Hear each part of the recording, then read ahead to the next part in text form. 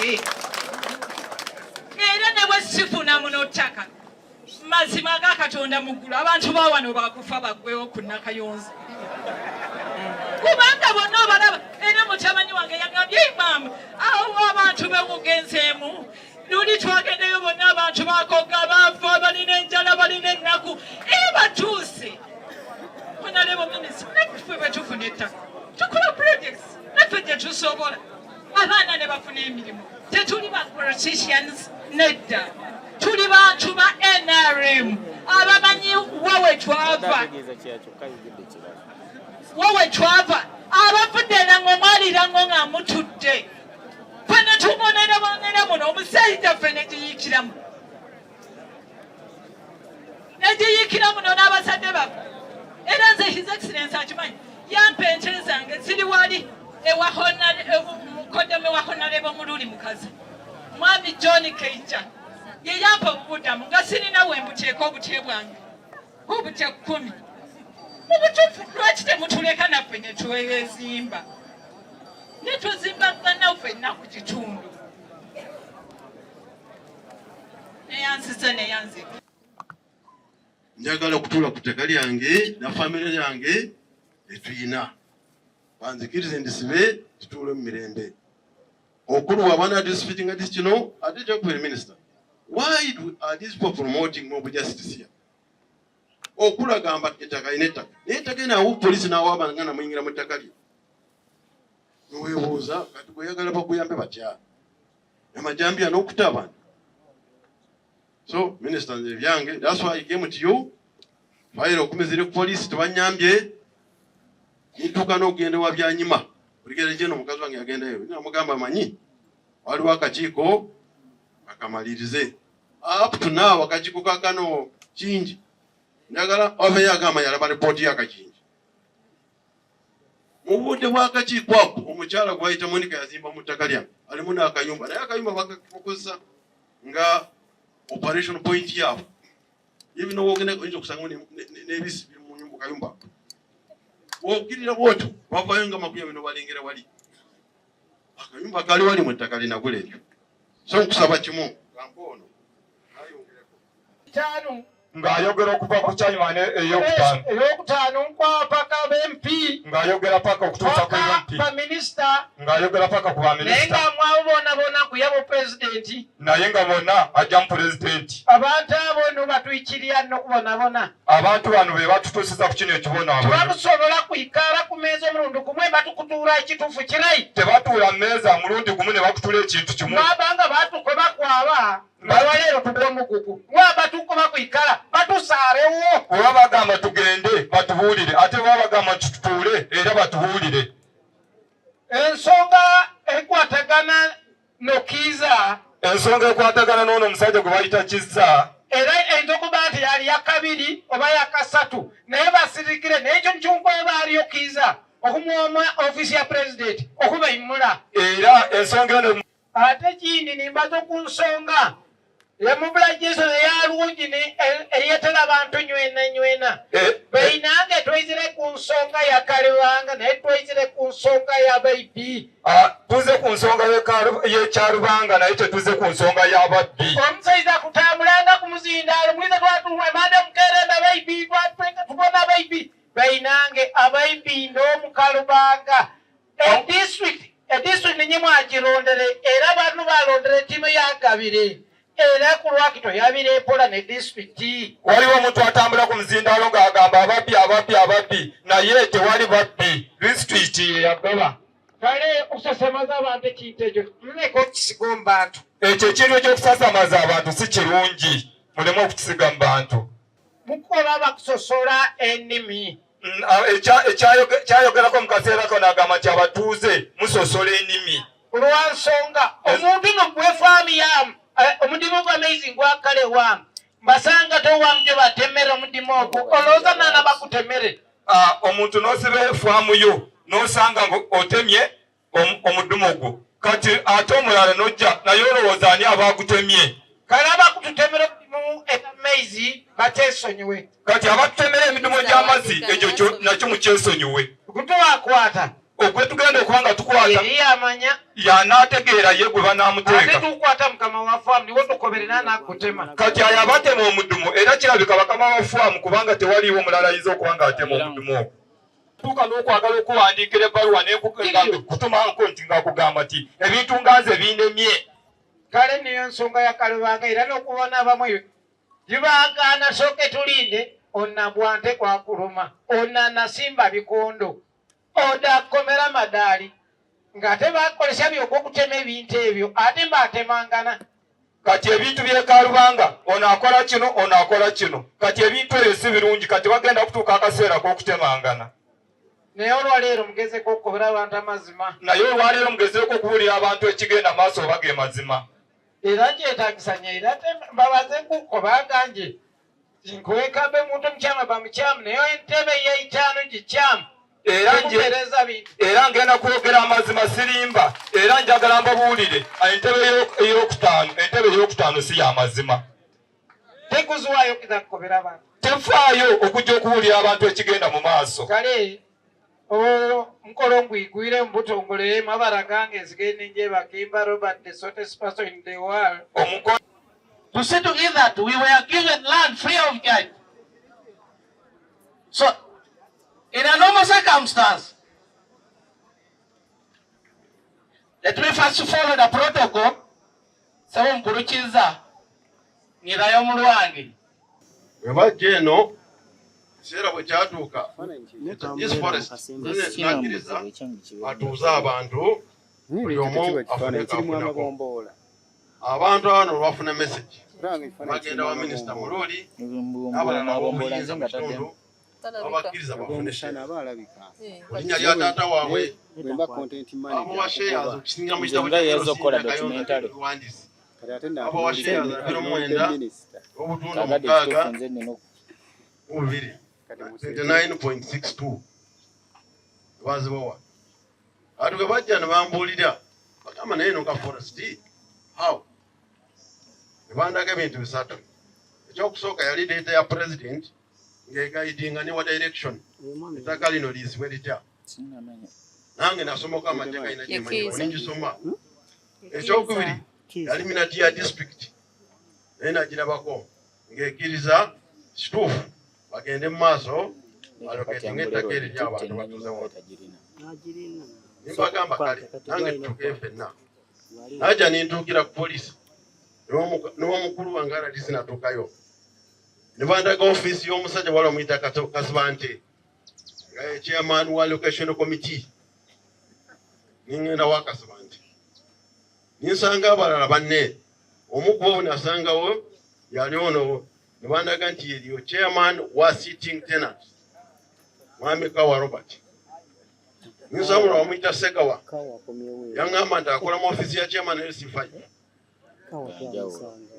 ninsanga omulala ye Musisi Robert ab'ekitundu kino Kyarubanga baali member of the allocation committee nimbabuuza ettaka lino liritya bangamba yes famire yo tuufu taata wabwe tumumanyi era twamuwadde 29.62 twanwadde tumuwalisingako naye bajja bakereye ettaka tulikabye niŋŋamba okay bagamba naye omuntu okufuna ettaka wano bonna na bano betowa abatuuze wate bali squatters ati bafuuse bona fide occupants tubawo obupapula after survey era naffe tubuyina balina omuseveya wa district nga yatambula muno lyonna n'akakiiko kakasiba nti bagamba buli muntu yenna gwe twawa buli family head family member bamuwayiika 5 so bwolina abantu 5 you multiply naye nawayo ka fee ak'okusurveyinga ne demarcating the land bakuwadde putting markstones nimbagamba okay kati nze meka sente zensasula mu mbali emu tulabe ne family yange bwetwamala okuwa sente ezo nibagamba naye olina chance waliwo abantu abandi bakolanga casual laborers ni demarcation tebaagala ttaka baagala sente disitulikiti yali terina sente bulemu ne muwayiika 5 and your neighbor to your family so if you have interest obaagala sente tebaagala ttaka Honorable Minister, wona wabampitira. Intwa nabo. Asibante nga chairperson. Awo ono yaliwo. Yali endagaano y'okusooka. Awo ono yagikola. Ey'okubiri, Ssegawo yagikola n'abalala ne bakola endala. Endagaano yasooka ekyankola bini mbabuuza bawanja ssente nga tewali endagaano. Anti bano baffe it is only a survey slip ebemala kubanga tetutunda. Ezo ssente zitubajjamu is facilitating the work of the marketing and surveying and everything. Ngamba nzija. Bagamba no. Nedde ekyo sikikiriza. Mpita bannaffe. Bagamba mulaba mutya. Bagamba nze okuwa ssente zange. Njagala document signed in form of an agreement. Ogiteeke ku survey eyo. Slip. Honorable Minister zonna endagaano ezo zirina. Bwe naweera ssente bankolera endagaano bampa ne survey slip. Alikola ika 85. Era kiri wano sketch weeri. Nimbagamba sketch ekyo mwagikola nga siriiwo. Ettaka limuteekamu Mayanja nga sinajja. Kati nange kanfune profile yange nzire ku ttaka. On my cost. Honorable Minister Museveni namujja Luwero. Ekutya muntu surveying ettaka lino. Chairman Elsiwan nalina yali wano. Yali main witness. Ne bamemba bano. Tusanga ettaka libaali banguza. No shares. They were equating to 73 acres. 73, 29.62. I'm giving the whole now the size of the land. 73 so 0 plus family land Jibawa 29.62. Ayo sketch njina. Imbaita ni tuaningama tukagenda na chiriwa. This is an independent professional surveyor afunye kino. Ntikale tugende ekyo ofunye. Kale. Nimbagamba umanyine lekanda eba neba. Wandaka kitabo kya RC. Nchaka omwami kwayita Okuru Charles. Webogere. Alikono ebintu byange. Mu kitabo ninsanga ye yafuna ettaka lyenkana 17.121. N'asasula ne ssente zenkana emitwalo 43. 12,500. Eziri mu LC document ya Nakayonza ziri wano. Okulu ni mugamba atojja kuba neba mulonji. Ayinja gange kali muntu ate sinna nakateekako. Nagamba nyinza okusalira kwa kataka wali nondekera oluusi. Ni mugamba fine. Nange njagala obutuuze obulungi. Wano nimbagamba ne tukkaanya. Waggulu wali omukyala bamuyita Monica. Ye yandagane boundary ngeri babikamu amayinja. Naye n'aŋŋamba tujja kutuula naye amayinja gaako. Fine. Nze nimbagamba kati nze enkola yange ngenda kutandika ku opening land yange kama ne fencing ngobakola. Wenali nkyali awo kintu kyankola bubi nala disi namutukira. Asibante ne bangamba nti ali mu kuzimba ennyumba ate mu ttaka linakuze. Asibante ninkubera disi ali zinagamba no let me handle is here.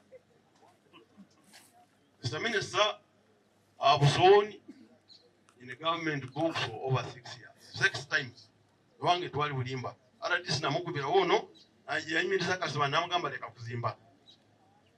Engera nafuna omusenyu n'abazimbi zimba ennyumba ndeeta ente nzimbako ne daamu yankostinga 7.1 million.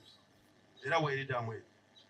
Honorable Minister bw'onamala kukola ebyo engera Okulu yasinganga watadde muwati. Daamu yonna yagiziba n'agimalawo.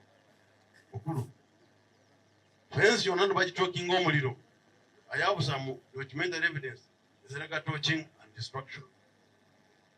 Ningamba kyekiriwo nimbuuza kwetegereza. Bangamba nedda let us handle. Kakiko kakasaba nti ala ne okutta ente. Ekiva wange ne spreading. I'm not alone, Honorable Minister. Singola abantu bali n'abagabo tumayogere. We find a challenge why you came here. It's totally unacceptable. Wanga namba it is land forest. Why you are for a president of Mulimu? Why? It is a forest or individual land? Wanga president yagamba bwa abantu ettaka. Okulu lyasaba muyasikira ku taata we yalisikira atya. Wanga yo okula gamba ettaka lye ayina agreement ya taata we eyamuwesa ettaka. Kino kiyateeka wano was for formality. Ayina other documents asserting his claim. ngamba oh yona naye migamba RDC Minister Ekitiisa ne police njagala kuwulira. I have more than 10 files with the police. No single time has ever okulwa omuyizi n'atuuka ne ku police. Bamuyita leero enja n'addamu n'atema. Tagenda ku police. Ekyavaamu n'akola ekulumino gange. Wano waliwo gange erina killing tools. Nawulirako MP lumu yali akiriyayo. Amusabye tumention ne mbwana MP. N'emmotoka ye bagisimira ensobaali n'ekutuka. Eya MP oyo gw'olinawo. N'agamba yali amanyi nti yenze naye n'ajja n'akizula nti yali okulu yati gange yali evume omusibaali nga tyagala muntu atuke wansi wa kumakya leero which is very funny. Ate nkoze akakuutu because I was informed ojja kutuuka ku ttaka eryo. Honorable Minister, today there was a real battle. Ajjayo atya Minister ajja ku ttaka lyaffe atya ajja kujjayo. I had to go and inform DPCs here. DPC, there's a fracas down there. He's here. I had to send an advance team. That's why the situation is. Each direction, what about you? What you got? So, yes, we have to join now. And the chance about you. Take a molimo to proof. Waliwo abantu bano kalole balance afune ttaka. Ne bagamba tebagala ttaka ne batwansibenga shares zaabwe bwe bali bano bayita bayimirira. Nzongera ku family land. Endagaano zonna zirina wano nnyingi ziri mu manya g'omukazi ziri mugange. Why? Because she was adding family land. Era wano omuntu alina endagaano ziwera bbiri nga ziri mu manya gange zireeta. Endagaano gye nina mu manya gange nagikolewa chairman nga kansala yanguza yiika 3 nga ndi madaamu naye n'agamba ddeme yiye nga talina ssente. Kansala amuyita Richard wano n'agamba oyina ssente zimpe nze nina share 3 zinagabana motoka ereme kugenda sijja kufuna mazzi. Chairman wali LC1 ni stamp ku ndagaano ezo weziriza chairman. Ne kasaba nasooka kumukubira essimu kwaye chairman w'ettaka eryo n'agamba kituufu omusajja alina yiika 3. Nimbyogera ne chairman era kawono yaliwo kawati waliwo nga tukola endagaano eyo n'omukyala n'abakyala w'ekitundu kino yaliwo. Now chairman, sorry Minister, Peter Chairman, because you are the chief of this meeting. Nsaba kimunze. RDC, Minister, Honorable Mayanja, ne State House, okuwulira ensonga zaffe ne musitukiramu. Nze ndi muwala wa Mbumba. Nze Mbumba. Ffe twasooka mu kitundu kino. Nyeshazi Rusi, Nasazi Rusi. Ffe twasooka muno, ffe twazaalibwa muno, twakulira muno, era n'olutalo lwatusanga muno. Era ne maama waffe yafiira awo emugote n'ebintu byaffe. Kati mbanze mpulira ennyiike ku mutima gwange nga bagamba tuli tetusaanidde obeera wano. Bwe twasomokera ŋŋo nga tuddukiddeyo era ŋŋo ne tujja wano. Minisita Babweineke oli ludda wa? Muzeeyi Kaahwa. Minisita Babweineke twasomoka naye ne famire ya Misango. Bakonalebo Beni ndowooza batte bana banakujja. Muno twasangamu abasajja nga 2. Musambo ali wali wansi wa Kyabaganga. Omulala omwami oba bamuyitanga. Njagala mwami Babweineke onzijukizeemukko. Yali wali wansi ng'alina oluzzi. Mwami Kalule exactly. Ne bosa waliwo bosa we twajjanga amawogo n'ekita be bantu be twasangamu muno naffe ne tubeerawo abasenze nga tulunda ente za Misango ne mwami Babweineke. Kati ne muzeeyi Kaahwa Musango yali awasa sister we muwala wa Kaahwa Mugenyi. Yes, muzeeyi Mugenyi gwe bayitanga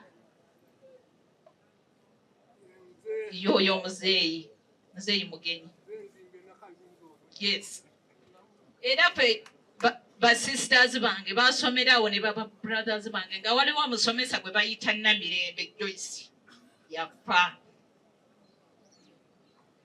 Era waliwo omuzeeyi eyali nannyini ssomero kati simanyi oba akyaliwo ennaku ebiseera ebyo yali musajja muto yali azimbyewo essomero ne ba World Vision.